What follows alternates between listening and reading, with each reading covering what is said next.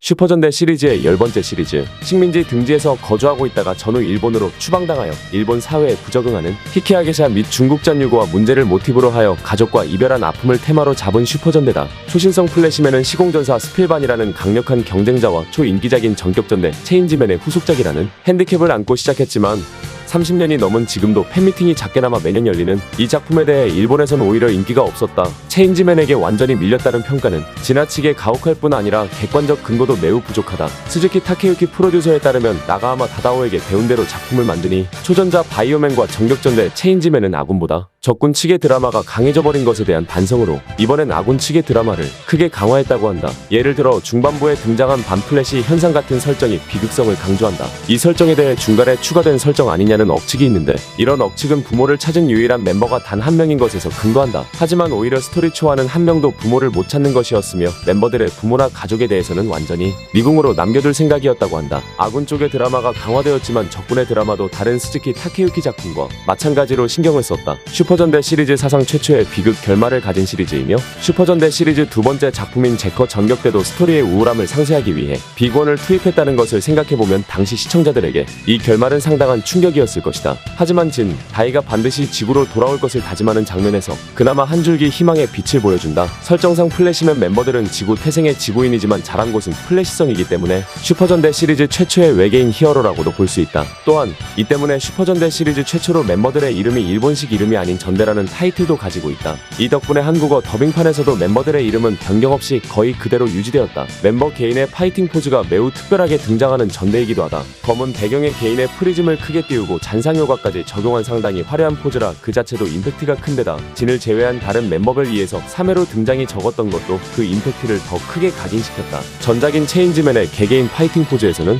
뒷면 배경이 필름 합성으로 인해 자른 티가 났던 반면 본작에서는 훨씬 진보된 기술을 보여주어 굉장히 자연스럽다. 옐로 컬러를 배정받는 멤버는 남성의 경우 개그 캐릭터, 여성의 경우 여장부나 말괄량이 타입의 캐릭터가 많은데 옐로 플래시사라는 사춘기 소녀를 연상시키는 매우 여성스럽고 감정 표현이 풍부한 캐릭터이며 오히려 청소년 캐릭터에 자주 배정되는 컬러인 핑크가 강인한 여전사이며 이따금 코믹한 면모가 드러나고 때로 모성애까지 엿보이는 루에게 돌아갔다는 것이 본작의 특징 중 하나이다. 80년대에 불과 1년여 방영된 어린이용 TV 드라마였음에도 불구하고 30년이 훌쩍 넘은 지금까지도 꾸준히 팬미팅이 열리고 있다. 2018년에도 남자 주인공 3인방은 물론 미녀 악역 삼총사들과 다수의 조연들까지 조촐하게 열리는 팬미팅 행사에 참석하여 어린 시절 추억을 회상하는 팬들과 기념사진도 촬영하고 있다. 국내판 3화에는 39분 15초부터 타임머신 장면이 나오는데 도쿄올림픽 장면이 통째로 삭제당했다. 하지만 1판 9화 10분 38초에 보면 박사가 도쿄올림픽의 여러 장면을 보고 놀라면서 도쿄올림픽이다. 20년 앞으로 마침내 왔구나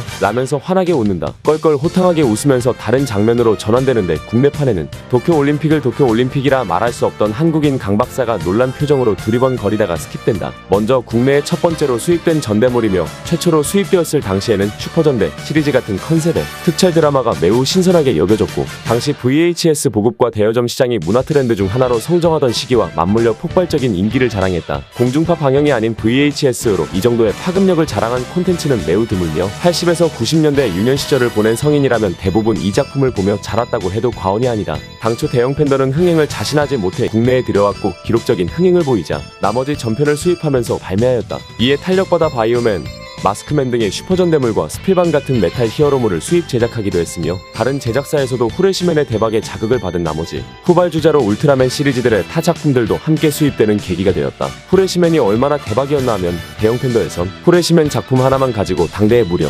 40억이란 매출을 올렸을 정도로 엄청나게 흥해서 VHS 비디오 매체를 발매하는 회사 중 최고의 주가를 올리는 회사로 급성장하기도 했다. 당시 토타 타루미 역을 맡았던 성우 김원진이 회상하길 노민 선배님이 좋은 건이 있다고 해서 갔더니 녹음한 날 바로 그 자리에서 현금 다발로 비용을 지급하는 회사였다라고 언급했다. 그만큼 당시 이 작품의 위상은 실로 대단했다. 이 작품이 국내에서 얼마나 인기가 많았는지에 대해선 당시 국내 완구 시장만 봐도 실감할 수 있는데 플래시맨 관련 완구 중 일부는 없어서 못 팔 정도였으며 가장 비싼 제품인 플래시 타이탄의 경우 당시 가격으로 18,000원이라 장난감치고 매우 비쌌음에도 대단히 인기가 많았던 데다 당시 국산 완구 회사들 상당수는 저작권에 대한 개념이 없다시피 해서 1960에서 90년대 동시기 슈퍼전대 작품들은 물론이고 일본 특촬 관련 제품들을 라이센스 취득도 없이 불법 카피하거나 심지어 2가지 이상의 제품들을 땀뽕시켜서 완전히 다른 제품을 탄생시킨 일도 많았는데 플래시맨만큼은 거의 유일하게 라이센스 계약을 맺고 제품을 출시했을 정도였다. 2024년에 후레시맨 국내 팬들에게 무척 기뻐할 일이 생기게 되었는데 다름 아닌 컴투스 플랫폼에서 개최하는 행사가 열려 후레시맨 국내 출시 35주년 기념으로 출연 배우들이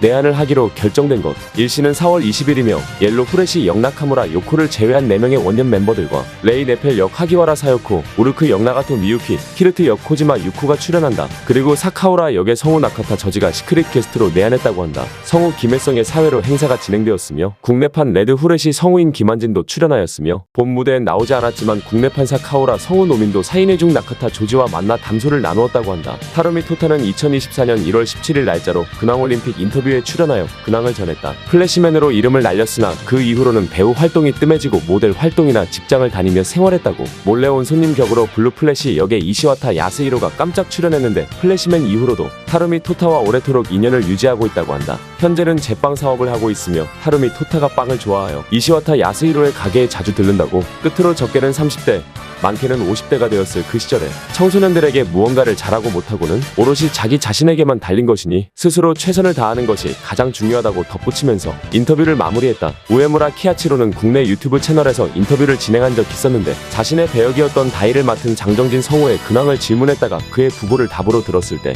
잠시 말을 잇지 못하고 착잡한 얼굴을 보였다. 2022년 8월 한국의 한 유튜버가 북역을 맡은 이시와타 야스히로 씨와 인터뷰를 진행하였다. 이 유튜버는 앞서 다이 역의 우에무라 키아치로 씨와도 인터뷰를 성사시킨 바 있다. 이 영상에서 밝혀진 바 이시와타 야스히로 씨는 홋카이도에서 다시마를 판매하기도 하며 일본 전역을 돌며 팝업 스토어를 개설해 빵을 판매하기도 하는 등 활발한 일상을 보내고 있다고 한다. 나카무라 요코는 후레시맨 국내 출시 35주년 기념으로 다른 배우들이 모두 내한하여 특집을 진행한 반면 사라라는 캐릭터가 인기가 많은데도 불구하고 캐프렌 역의 시미즈 코지와 원더 역의 히로세 유타카와 함께 내한하지 못했다. 참고로 언급에 따르면 팬들에게 내한을 요청하는 수많은 설득을 받았다고 한다. 요시다 마유미는 같은 시리즈에서 액션 감독을 맡고 있던 타케다 미치히로와 결혼. 마그의 디자인은 초전자 바이오멜에서 활용되지 못한 피부의 NG 디자인을 발전시켜 재활용한 것이다. 실제 촬영은 신장 150cm의 배우가 플라스틱 인형옷을 입고 연기했다고 한다. 레이 원더의 배우인 히로세 유타카는 본 작품의 기획 당시 레드 플래시 역으로 캐스팅 후보였는데 결국 레드의 배우는 타루미 토타가 캐스팅되었고 해당 배우는 악역 레이 원더 역을 맡게 되었다는 비화가 있다. 2010년도에 플래시맨의 배우 인터뷰 내용에서 그린 플래시 역의 우에무라 키아치로와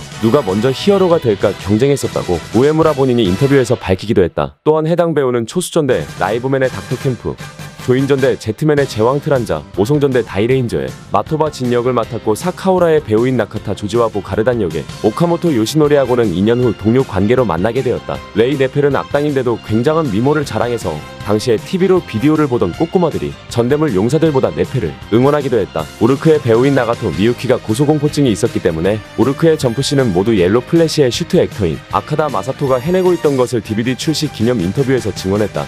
가르다는 담당 배우 오카모토 요시노리가 이 작품을 통해 드디어 본 얼굴을 드러내며 연기한 최초의 캐릭터이다. 후에 2년 뒤 작품인 초수전대 라이브맨에서 닥터 아슈라 부스지마 아라시라는 캐릭터를 통해 다시 한번 얼굴을 드러내며 연기했다.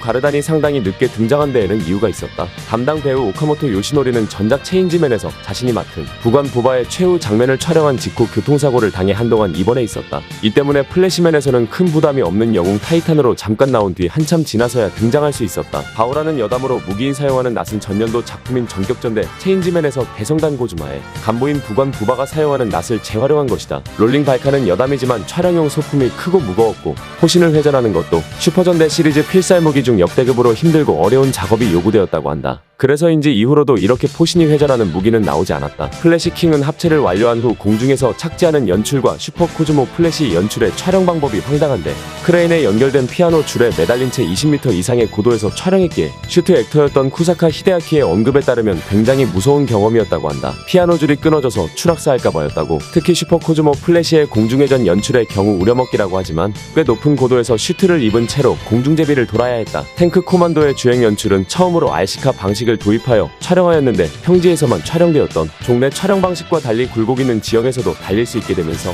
연출의 사실성이 늘어난 덕에 이후에 육상메카 연출에도 피드백되었다. 반대급부로 합체용 프롭의 연출은 여전히 수동으로 해야 했기에 하루에 3컷 정도밖에 촬영할 수 없었고 합체신을 전부 완성하는 데는 2주일이나 걸렸다고 한다. 국내 인기에 힘입어 우리나라에서도 유사한 작품들이 제작되었다. 강남길 주연의 지구방위대 영웅후레쉬가 그 대표적인 사례로 제목이나 작품에 등장하는 슈트 디자인 등 명백하게 초신성 플래시맨을 표절하였다. 그리고 여기 사용된 슈트 소품들은 식품업체 빙그레가 소방차를 기용한 허리케인 아이스크림이라는 광고에서도 재활용되었다. 광고의 경우 패러디와 표절의 경계선에 아슬아슬하게 걸쳐있지만 해당 슈트가 이미 표절 작품에 사용되었다 보니 표절에 가까운 것으로 보인다.